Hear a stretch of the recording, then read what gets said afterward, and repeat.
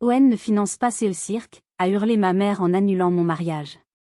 Mon propre frère a ajouté, meilleure chance la prochaine fois. J'ai simplement répondu, j'ai compris. Quelques semaines plus tard, ils m'ont tous supplié au téléphone, en larmes. J'ai souri et j'ai écrit, le cirque est déjà complet. Vous allez découvrir comment une simple annulation de mariage a révélé des années de mensonges, une trahison financière et a déclenché une vengeance que ma famille n'oubliera jamais. Avant de plonger dans les détails de cette histoire incroyable, j'aimerais savoir d'où vous m'écoutez. Dites-moi dans les commentaires depuis quelle ville ou quel pays vous suivez cette vidéo, et quelle heure il est chez vous en ce moment. C'est parti. Mon nom est Élise, j'ai 25 ans. Ce matin-là, le soleil de juin filtrait à peine à travers les rideaux de mon appartement parisien. J'étais heureuse. Dans 3 mois, j'allais épouser Bastien, l'amour de ma vie. Le téléphone a sonné à 6h30. C'était ma mère, Brigitte. Sa voix était tranchante, sans la moindre chaleur. Élise, tu rentres à Orléans. Immédiatement. Il y a une réunion de famille importante. Pas de « bonjour », pas de « comment vas-tu ?» Juste un ordre. Je connaissais ce ton. C'était celui qu'elle utilisait quand une décision irrévocable avait été prise. Mon estomac s'est noué. Maman, tout va bien? Bastien et moi? Ça concerne justement ton mariage. Sois là avant midi. Elle a raccroché.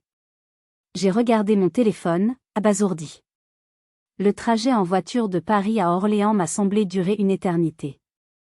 Chaque kilomètre augmentait mon angoisse. Pourquoi cette urgence?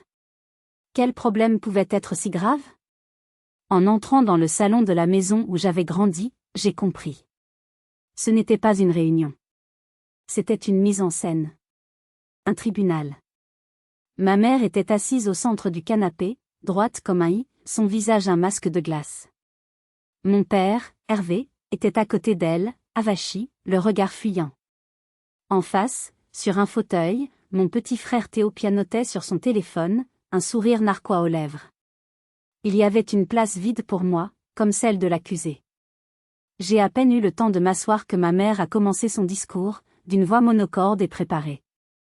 Élise, ton père et moi avons longuement réfléchi à ton avenir, et à l'avenir de cette famille. Nous avons toujours voulu le meilleur pour nos enfants. Elle parlait comme si elle lisait un communiqué de presse. Mon cœur battait à tout rompre. Je savais que le coup de grâce approchait.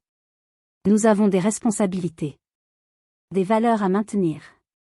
C'est pourquoi, après mûre réflexion, nous avons décidé que ton mariage avec cet homme, avec Bastien, ne peut pas avoir lieu. Le silence qui a suivi était assourdissant. J'ai cherché le regard de mon père. Il fixait le tapis, comme s'il contenait la réponse à tous les mystères de l'univers. Théo, lui, a relevé la tête, son sourire s'élargissant. Ma voix était un murmure. Quoi? Mais, tout est prêt. Les invitations sont envoyées. C'est là que le masque de ma mère s'est fissuré. Sa voix est montée d'un cran, chargée d'un mépris glacial. On ne finance pas ce cirque, a-t-elle hurlé. Le mot « cirque » a résonné contre les murs. Mon mariage. Notre amour. Un cirque. Théo a ricané. Meilleure chance la prochaine fois, Serette, a-t-il lâché, sans même me regarder. Le sol s'est dérobé sous mes pieds. C'était un cauchemar. Mais au lieu des larmes, au lieu des cris, quelque chose d'autre a pris le dessus. Un calme étrange, une clarté glaciale. J'ai regardé ma mère, puis mon père, puis mon frère. Je les ai vus pour ce qu'ils étaient vraiment. Des juges. Des bourreaux. Pas ma famille. Je me suis levée. Mes mains ne tremblaient pas. Ma voix était stable quand j'ai dit un seul mot. J'ai compris. Je leur ai tourné le dos et j'ai marché vers la porte, sentant leur regard stupéfait dans mon dos. Je n'ai pas claqué la porte. Je l'ai fermée doucement. Dehors, l'air frais de juin m'a semblé étranger. Je n'étais plus leur fille obéissante. J'étais une femme trahie, et ils n'avaient aucune idée de la tempête qu'ils venaient de déchaîner. En quittant cette maison, je n'étais plus leur fille obéissante. J'étais une femme trahie, et ils n'avaient aucune idée de la tempête qu'ils venaient de déchaîner. La route du retour vers Paris était un brouillard.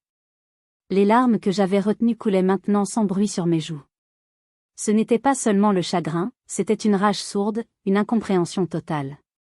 Dans la voiture, les souvenirs affluaient, violents et clairs, comme des éclairs dans un ciel d'orage. Chaque souvenir était une pièce du puzzle, une explication à la cruauté de ce matin. Je me suis revue à 17 ans, mon dossier d'inscription pour une prestigieuse école de stylisme à la main. J'avais passé des nuits à dessiner, à coudre, à rêver de créer. C'était ma passion, mon âme. Quand j'ai montré mon projet à mes parents, le visage de ma mère s'est fermé. Du stylisme? Élise, sois sérieuse. C'est un passe-temps, pas un métier. Tu vas finir sans le sou. Mon père avait ajouté, avec son habituelle lâcheté, ta mère a raison. Il te faut un vrai diplôme, quelque chose de solide. Il m'avait inscrite dans une école de commerce. Pour faire de la comptabilité. J'avais pleuré, supplié, argumenté. En vain. J'étais devenue comptable, et chaque jour passé devant des tableurs était un rappel de ce rêve assassiné. À l'inverse, Théo, mon petit frère, avait toujours été le soleil de leur univers. Lui, il avait le droit de rêver. Quand il a annoncé, à 22 ans, qu'il lançait sa start-up, une application de livraison de produits de luxe aussi floue qu'arrogante, ils ont applaudi. Ils l'ont appelé « l'entrepreneur de la famille ». Ils lui ont donné de l'argent, sans poser de questions, sans jamais demander à voir un business plan. L'échec n'était pas une option pour Théo, il était simplement un apprentissage coûteux. Pour moi, le rêve était un crime. Pour lui, l'échec était une leçon. Et puis il y avait Bastien. Je l'avais rencontré lors d'un gala de charité. Il était éducateur spécialisé, il consacrait sa vie à aider des enfants en difficulté dans les quartiers difficiles. Il n'avait pas de voiture de sport, pas de plan de carrière à 5 ans. Il avait quelque chose de bien plus précieux, un cœur immense et une passion pour les autres. Quand je l'ai présenté à ma famille, le verdict a été immédiat et sans appel. Ma mère avait souri poliment, mais ses yeux disaient tout. Un métier honorable, bien sûr, mais on ne vit pas d'amour et d'eau fraîche, ma chérie.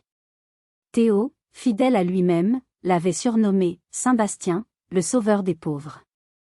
Il ne voyait pas l'homme qui me faisait rire, qui m'écoutait pendant des heures, qui avait retrouvé mes vieux carnets de croquis et m'avait dit, les larmes aux yeux, tu ne peux pas laisser ce talent mourir, Élise. C'est ça, ta vraie vie. J'ai essuyé mes larmes, ma mâchoire serrée. La colère commençait à brûler le chagrin. La première chose que j'ai faite en rentrant dans mon appartement a été d'appeler Bastien. Ma voix s'est brisée en lui racontant la scène.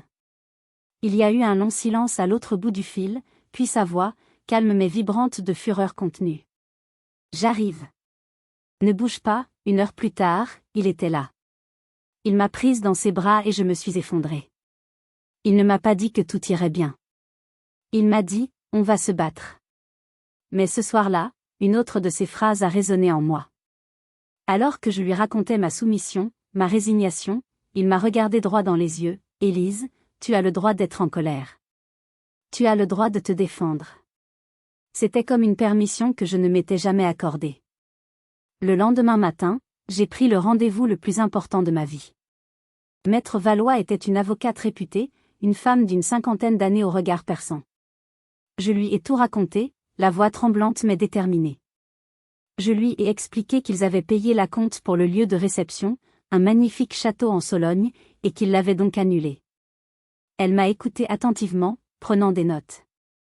Puis elle a dit, pour annuler un contrat de ce type, il faut une notification écrite et signée par les contractants. C'est-à-dire, vous et votre fiancé. Avez-vous signé quoi que ce soit? Non, absolument rien, ai-je répondu. Très bien. Je vais contacter le propriétaire du domaine pour obtenir une copie de cette notification d'annulation. C'est la première étape. 2 jours plus tard, elle m'a rappelé. Sa voix était grave. Élise, pouvez-vous passer à mon cabinet? J'ai reçu le document. Il faut que vous le voyiez. L'angoisse m'a étreinte de nouveau. Une fois dans son bureau, elle m'a tendu une feuille de papier. C'était bien la lettre d'annulation. Et au bas de la page, il y avait 2 signatures. Celle de Bastien, et la mienne. Sauf que ce n'était pas ma signature. C'était une imitation maladroite, presque grotesque. J'ai levé les yeux vers Maître Valois, incapable de parler. C'est un faux en écriture, a-t-elle dit doucement. C'est un délit pénal, Élise. Ce n'est plus une simple affaire de famille. Le mot « délit » a explosé dans mon esprit. Il n'avait pas seulement annulé mon mariage. Il n'avait pas seulement brisé mon cœur. Ils avaient commis un acte illégal. Ils avaient usurpé mon identité pour détruire mon bonheur. Cette signature contrefaite n'était pas seulement un trait d'encre. C'était la preuve qu'ils étaient prêts à me rayer de l'équation, à me faire disparaître légalement pour arriver à leur fin. Mais quelle fin? Je sentais au plus profond de moi que la raison était bien plus sombre qu'un simple désaccord sur le choix de mon mari. La question n'était plus seulement « pourquoi », mais « qui ». Qui avait tenu le stylo qui a tenté de rayer mon avenir? Ce que j'allais découvrir dépassait l'entendement. La découverte de la fausse signature a été un électrochoc. La tristesse s'est muée en une colère froide et déterminée. Ce n'était plus une humiliation personnelle, c'était une attaque. Mais je n'étais pas au bout de mes surprises. La bassesse de ma famille, et surtout de mon frère, n'avait pas de limite. Une semaine après ma visite chez l'avocate, mon chef, Monsieur Dubois, m'a convoqué dans son bureau. C'était un homme juste mais strict, et son visage fermé ne présageait rien de bon. « Asseyez-vous, Élise. » Je me suis assise, le cœur battant. J'étais une employée modèle, mes dossiers étaient toujours impeccables. Je ne comprenais pas. Il a joint ses mains sur son bureau. « J'ai reçu un email », a-t-il commencé, l'air mal à l'aise. Un email anonyme. Concernant votre travail. Mon sang s'est glacé.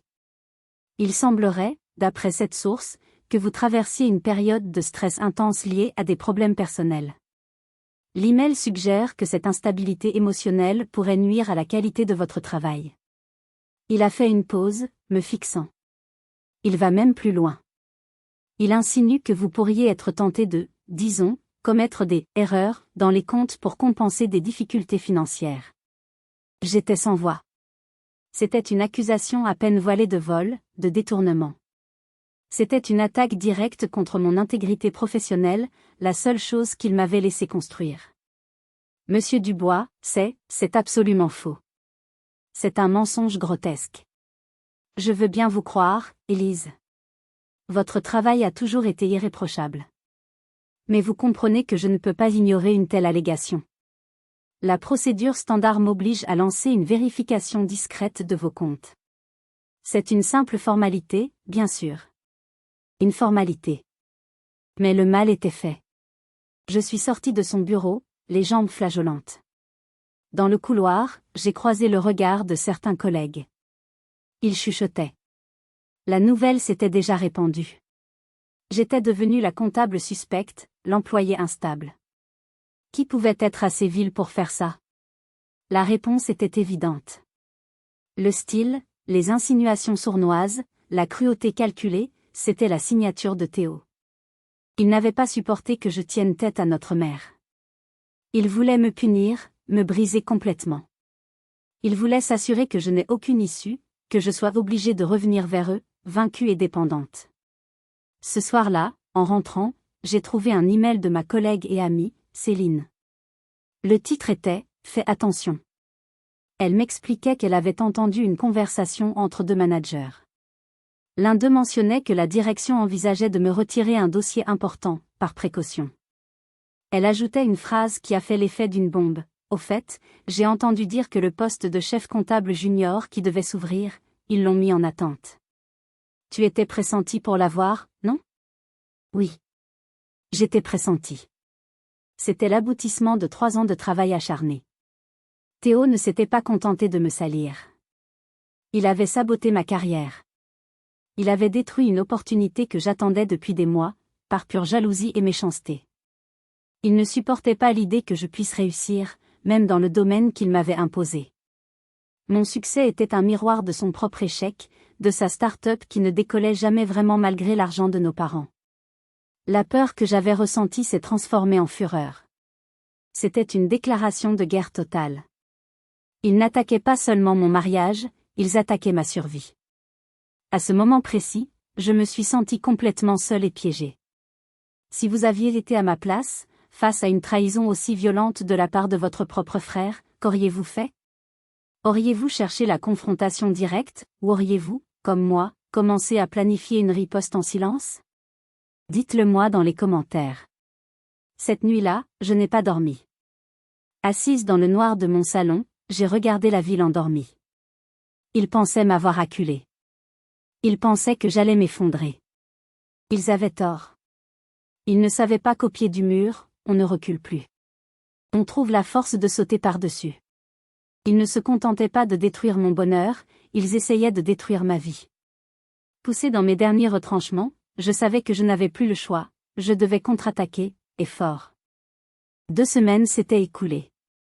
2 semaines d'enfer au bureau, où chaque regard était une suspicion, chaque silence une accusation. L'audit interne suivait son cours, et même si je savais que je n'avais rien à me reprocher, l'humiliation était quotidienne. Et puis, le téléphone a sonné. C'était ma mère. Sa voix, d'habitude si assurée, était au bord de la panique. « Élise ? Il faut qu'on parle. C'est une catastrophe. » J'ai attendu, silencieuse. Le château. Le domaine de la Sologne. Ils refusent de nous rembourser la compte. 30 000 €, Élise. 30 000 € partis en fumée. Je suis restée de marbre. Et qu'est-ce que tu veux que j'y fasse, ai-je demandé d'une voix neutre. Le ton de ma mère a changé. La panique a laissé place à une tentative de manipulation maladroite, une sorte de supplication mielleuse qui sonnait terriblement faux. Ma chérie. Écoute, ton père, Théo et moi, on est vraiment désolés. On a agi sous le coup de l'inquiétude. On a eu tort. On s'est trompé. S'il te plaît, rentre à la maison. On va trouver une solution, tous ensemble. En famille. Le mot « famille » m'a écorché les oreilles. En arrière-plan, j'ai entendu la voix de mon père, basse et pressante. « Brigitte, dis-lui la vérité. Dis-lui qu'on regrette ?» Ma mère l'a ignoré. Ton père se sent très mal, tu sais. Et Théo aussi, il ne voulait pas te faire de peine. Il est jeune. Elle a fait une pause, attendant une réaction de ma part. Comme je ne disais rien, la voix de Théo a retenti, faussement contrite. C'est vrai, sœurette. On a merdé, d'accord? Je suis désolée. Allez, rentre, on va arranger ça. C'était une pièce de théâtre. Une comédie pitoyable. Leurs excuses n'étaient pas motivées par le remords, mais par la peur. La peur de perdre 30 000 €. Et peut-être, je commençais à le soupçonner, la peur de bien pire encore. La peur que leur fausse signature soit découverte. J'ai respiré profondément. La colère froide m'a donné une force inattendue. Vraiment? Vous êtes désolé, ai-je dit, ma voix tranchante comme une lame. Désolé d'avoir annulé mon mariage? Ou désolé d'avoir imité ma signature sur un document légal? Silence de mort à l'autre bout du fil. Un silence lourd, coupable. Désolé d'avoir brisé mon cœur? Ou désolé que Théo ait envoyé un email anonyme à mon patron pour essayer de me faire virer. J'ai entendu ma mère halter, comme si je l'avais frappée. Mais, de quoi tu parles? On n'a jamais. Théo n'aurait jamais. Ne me mens plus, maman. C'est fini, ce jeu-là. En fond, j'ai distinctement entendu mon père murmurer, presque en panique, Brigitte, elle sait. Mon Dieu, elle sait. Il faut lui dire. Ma mère l'a fait taire d'un « tais-toi, Hervé », sifflant.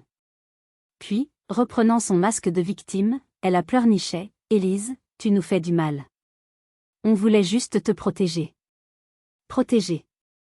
Ce mot était une insulte. Je n'ai pas répondu. J'ai raccroché. J'ai fixé le mur en face de moi. Ils n'avaient rien avoué, mais leur silence, leur panique, la phrase de mon père, c'était une confession. Ils étaient coupables. De tout. Et ils étaient terrifiés. Leur peur était palpable, presque une odeur à travers le téléphone.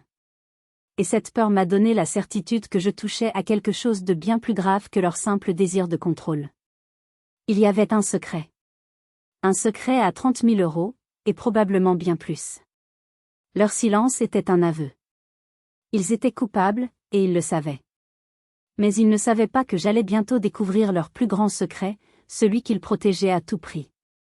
Après cette conversation téléphonique, les pièces du puzzle ont commencé à s'assembler dans mon esprit, mais il en manquait une, la plus importante. Pourquoi un tel niveau de dissimulation? Pourquoi prendre le risque de commettre un délit pour annuler un mariage? La réponse n'était pas logique. Sauf si l'enjeu était bien plus grand que la simple union d'une fille avec un homme qui ne l'approuvait pas. C'est alors que j'ai pensé à mon oncle Pascal. Pascal était le frère cadet de ma mère. C'était un homme droit, honnête, qui avait toujours eu une relation compliquée avec sa sœur. Il n'approuvait pas son obsession pour l'argent et les apparences, ni sa façon de nous élever, Théo et moi. Il vivait à Lyon et nous nous voyions rarement, mais il avait toujours été bienveillant avec moi. Plus important encore, il était très proche de mon grand-père maternel avant son décès, 5 ans plus tôt. C'était lui qui l'avait aidé à gérer ses finances. J'ai cherché son numéro, le cœur battant. C'était un pari. Peut-être qu'il ne saurait rien. Peut-être qu'il refuserait de s'en mêler. Je l'ai appelé. Allô, Élise? Quelle surprise! Comment vas-tu? Sa voix était chaude, sincère. J'ai fondu en larmes. Entre deux sanglots, je lui ai tout raconté. La réunion de famille, l'annulation, la fausse signature, l'email au travail, l'appel paniqué de ma mère. Je lui ai tout déballé, sans filtre. Il m'a écouté en silence, ne m'interrompant qu'une ou deux fois pour poser une question précise. Quand j'ai eu fini, il y a eu un long silence à l'autre bout du fil. Un silence lourd de sens. Élise, a-t-il finalement dit, et sa voix avait changé, elle était grave, presque triste. Je crois que je sais pourquoi ils ont fait ça. Je craignais que quelque chose comme ça arrive un jour. J'ai retenu mon souffle. Avant de mourir, ton grand-père a mis en place une fiducie. Un fonds en fidéicommis, à ton nom. Une fiducie? Je ne comprenais pas, oui. Il t'adorait, tu sais. Il voyait bien que ta mère te mettait une pression énorme. Il voulait s'assurer que tu aies les moyens de construire ta propre vie, de suivre tes rêves, même si c'était contre l'avis de tes parents. Il a placé une somme très importante sur ce compte. Il a marqué une pause. J'ai senti qu'il hésitait à continuer. Combien, ai-je demandé, la voix tremblante.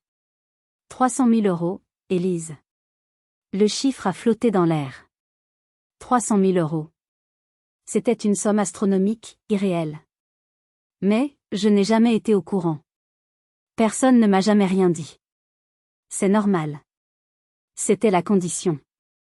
Le contrat stipule que le fonds ne t'est accessible, et que tu n'en es informé, qu'au jour de ton mariage légal. Jusque-là, tes parents en sont les gestionnaires. Les fiduciaires. La lumière s'est faite dans mon esprit. Une lumière crue et horrible. Le mariage. Le mariage était la clé. Mon mariage déclenchait tout. Mais ce n'est pas le pire, Élise, a continué mon oncle, sa voix pleine de regret. Il y a 1 an, j'ai eu des doutes. Ta mère et ton père semblaient dépenser beaucoup plus que ce que leurs revenus permettaient. Le lancement de la start-up de Théo. J'ai utilisé mes anciens contacts à la banque pour jeter un œil au compte de la fiducie. Discrètement. Il a soupiré. Élise, le fonds est presque vide. Ils ont pioché dedans pendant des années.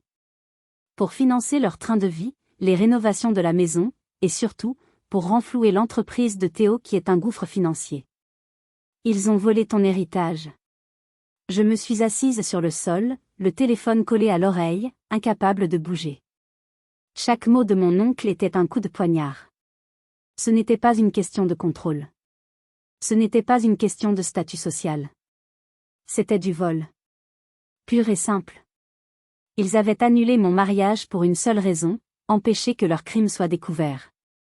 Si je me mariais, la banque me contacterait, et je découvrirais qu'ils m'avaient spolié de l'argent que mon grand-père m'avait laissé pour que je sois libre. Ce n'était pas une annulation de mariage. C'était une dissimulation de crime.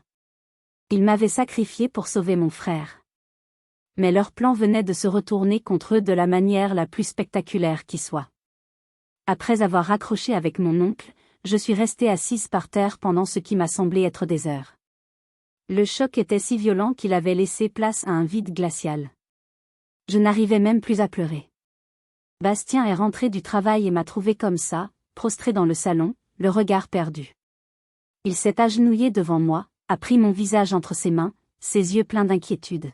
« Élise, mon amour, qu'est-ce qui se passe ?» J'ai commencé à parler, d'une voix mécanique, détachée, comme si je racontais l'histoire de quelqu'un d'autre. Je lui ai parlé de la fiducie, des 300 000 €, des retraits illégaux, de l'entreprise de Théo. Chaque mot que je prononçais rendait la trahison plus réelle, plus monstrueuse. Bastien m'a écouté sans m'interrompre. Quand j'ai eu fini, il n'a pas dit « je n'arrive pas à le croire ». Il a dit « je le savais ». Je l'ai regardé, surprise.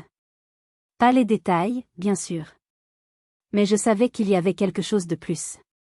Leur haine envers moi, leur obsession pour Théo, leur panique, ça ne pouvait pas être juste à propos de nous.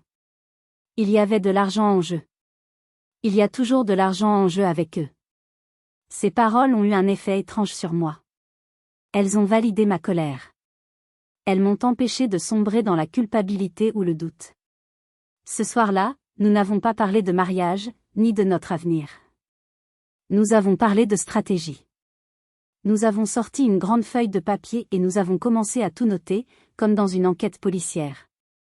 La chronologie des faits. L'entreprise de Théo, lancée il y a 3 ans. D'après les échos que j'avais, elle perdait de l'argent depuis le premier jour. C'était le trou noir qui aspirait les finances. Les dépenses de mes parents, la nouvelle véranda, la voiture de luxe de mon père, leur voyage aux Maldives. Tout cela ne correspondait pas à leur salaire de cadre moyen. Ils vivaient bien au-dessus de leurs moyens. La pression sur mon mariage, elle avait commencé il y a 6 mois, quand nous avions annoncé nos fiançailles.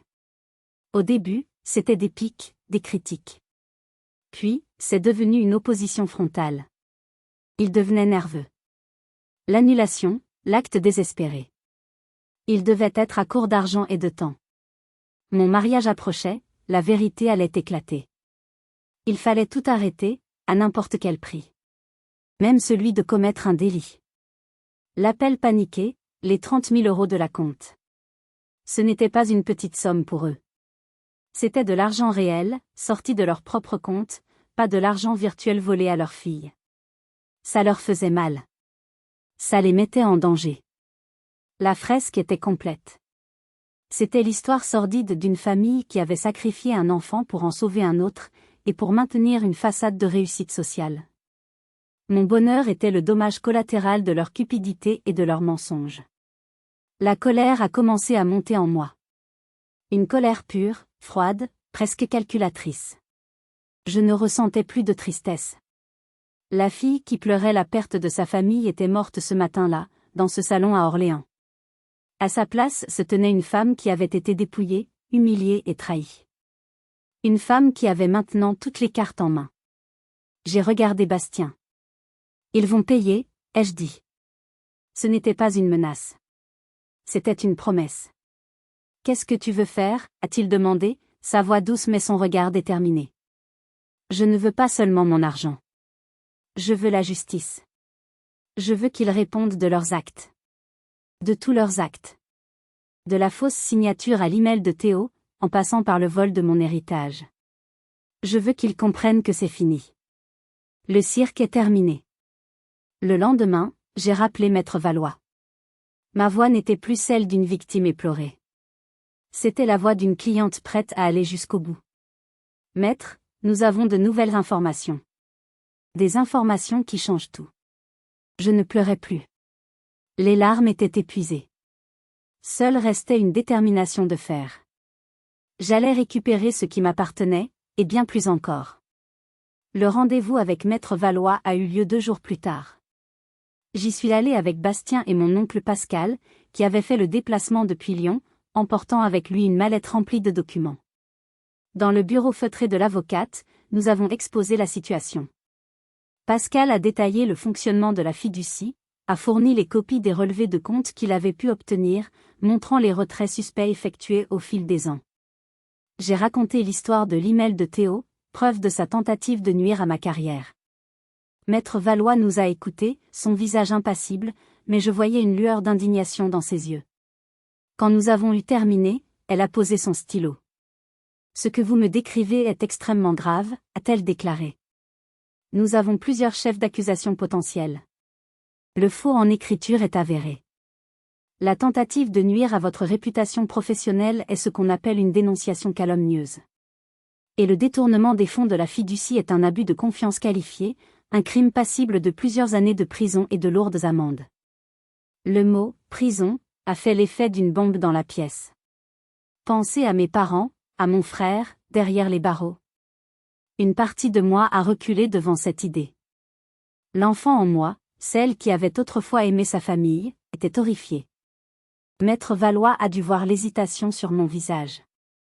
Élise, c'est une décision difficile. Poursuivre sa propre famille en justice est une épreuve terrible. Il faut que vous soyez absolument certaine de vouloir aller jusqu'au bout. Une fois la machine judiciaire lancée, il sera très difficile de l'arrêter. J'ai regardé Bastien. Il a pris ma main et l'a serrée.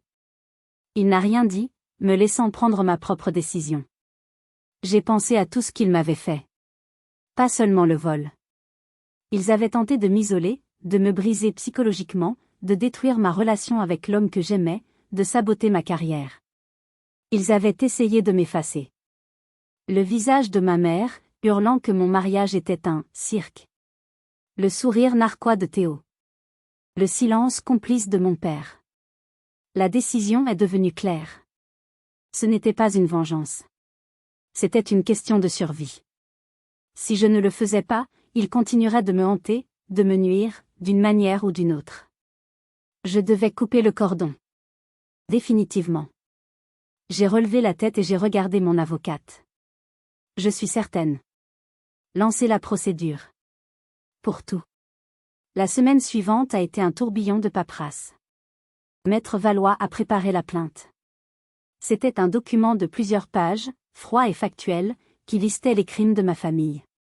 Abus de confiance. Faux et usage de faux. Dénonciation calomnieuse. En bas de la dernière page, il y avait un espace pour ma signature. La vraie, cette fois. J'ai tenu le stylo au-dessus du papier. Ma main tremblait.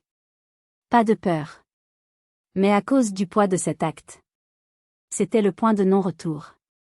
La signature qui allait officiellement transformer ma mère, mon père et mon frère en mes adversaires devant la loi. Bastien a posé sa main sur mon épaule. « Tu es sûr ?» a-t-il murmuré. J'ai hoché la tête. J'ai signé. En posant le stylo, j'ai ressenti un étrange mélange de tristesse et de soulagement. La famille que j'avais connue n'existait plus. Elle était morte le jour de la réunion de famille.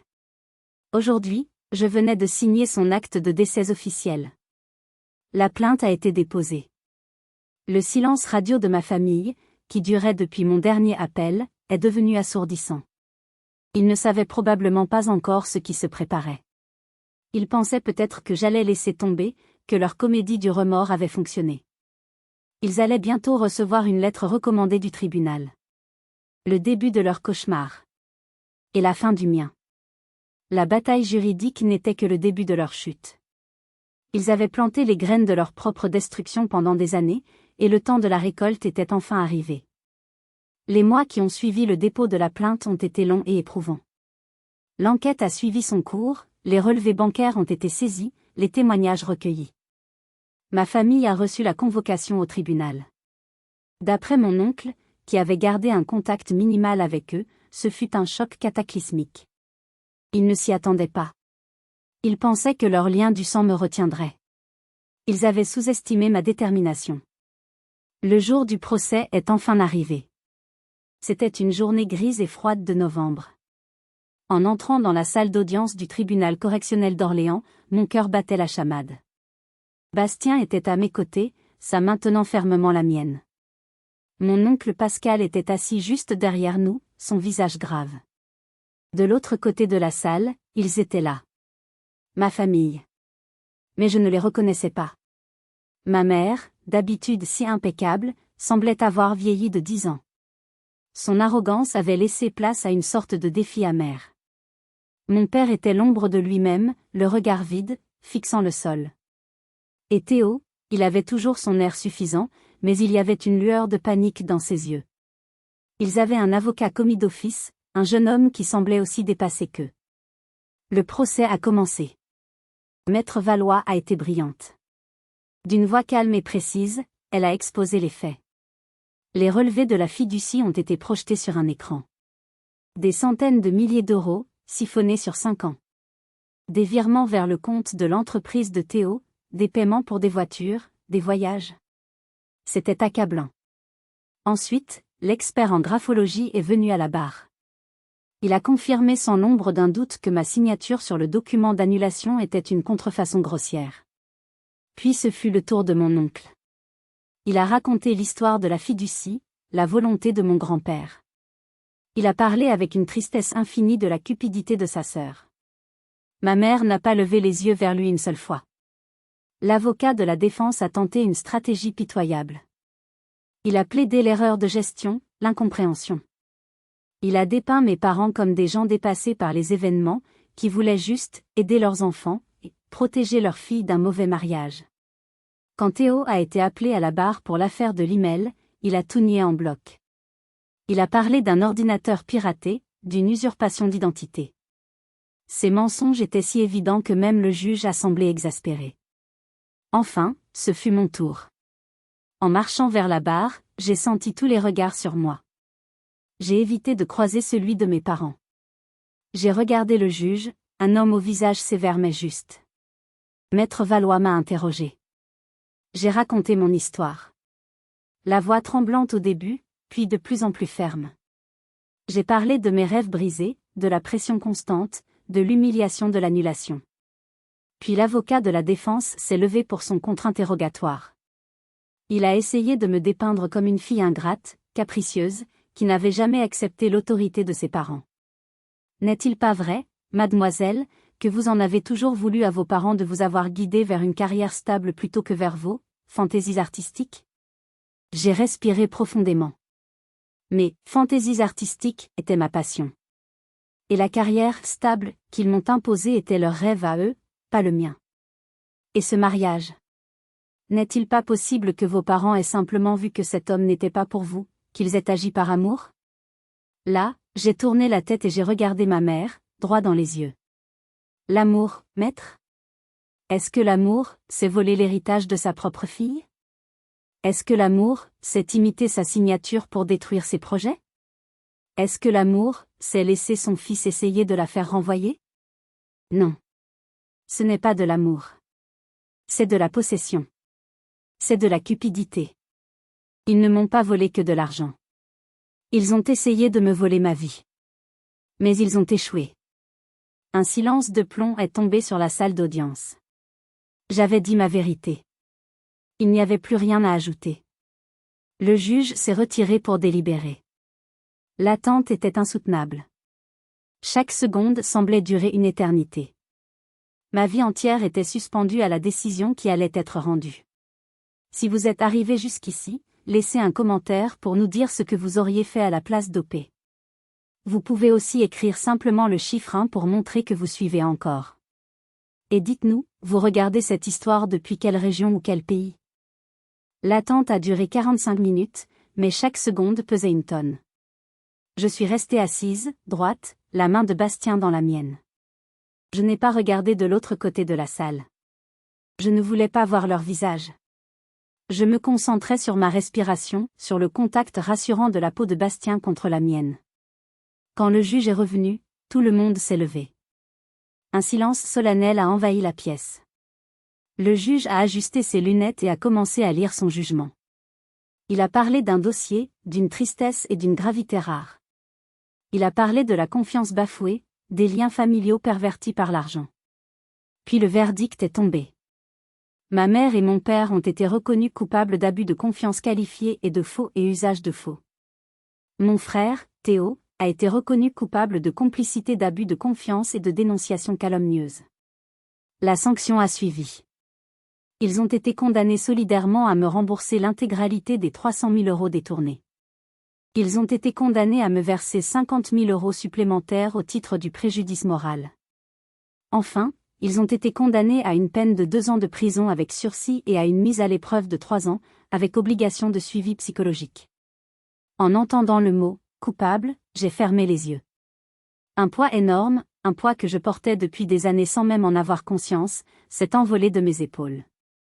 J'ai senti les larmes monter, mais cette fois, c'étaient des larmes de soulagement. De libération. La justice avait été rendue.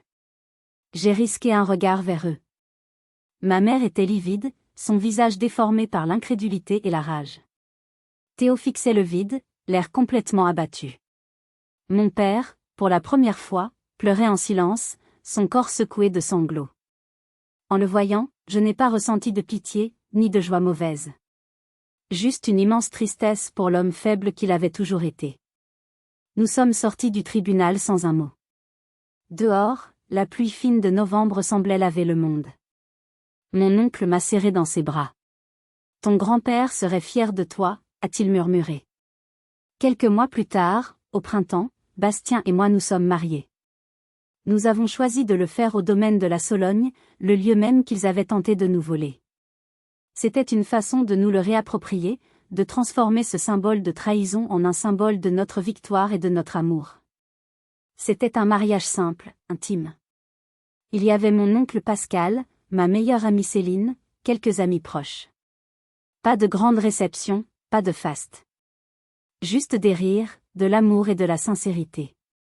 Ce jour-là, entouré de gens qui m'aimaient pour ce que j'étais, j'ai ressenti un bonheur pur, total. Le soir, après la petite fête, je me suis isolée un instant avec mon ordinateur portable. J'ai ouvert ma boîte mail et j'ai écrit un dernier message, adressé à mes parents et à mon frère. J'ai appris aujourd'hui le verdict du tribunal. La justice a fait son travail. Je ne vous écris pas par haine, ni par esprit de vengeance. Je vous écris pour vous dire que je vous pardonne. Non pas pour vous, mais pour moi. Je pardonne pour pouvoir tourner la page, pour me libérer du poids de votre trahison. Ce pardon ne signifie pas l'oubli, et il ne signifie pas la réconciliation. Il signifie la fin. Je commence une nouvelle vie aujourd'hui avec Bastien, une vie basée sur l'honnêteté et l'amour. Je vous souhaite de trouver la paix, un jour. Mais ce sera sans moi. Ceci est mon dernier message. Adieu. Élise. J'ai cliqué sur « Envoyer ». J'ai fermé l'ordinateur. Une larme a roulé sur ma joue, la dernière. Bastien est arrivé derrière moi et a posé ses mains sur mes épaules. « Tout va bien ?» J'ai souri, un vrai sourire, lumineux et libre. Oui. Maintenant, tout va bien. En regardant Bastien, entouré de vrais amis, j'ai su que j'avais tout gagné. J'avais perdu une famille toxique, mais j'avais gagné ma liberté, mon amour, et surtout, je m'étais retrouvée. La vie a repris son cours, mais c'était une nouvelle vie. La mienne. Avec une partie de l'argent récupéré, nous avons remboursé nos prêts étudiants et mis un apport pour un petit appartement à nous, à Paris. Un endroit lumineux, avec une pièce supplémentaire que j'ai immédiatement transformée en atelier de couture. J'ai démissionné de mon poste de comptable. Le jour où j'ai posé ma lettre, j'ai ressenti une joie immense.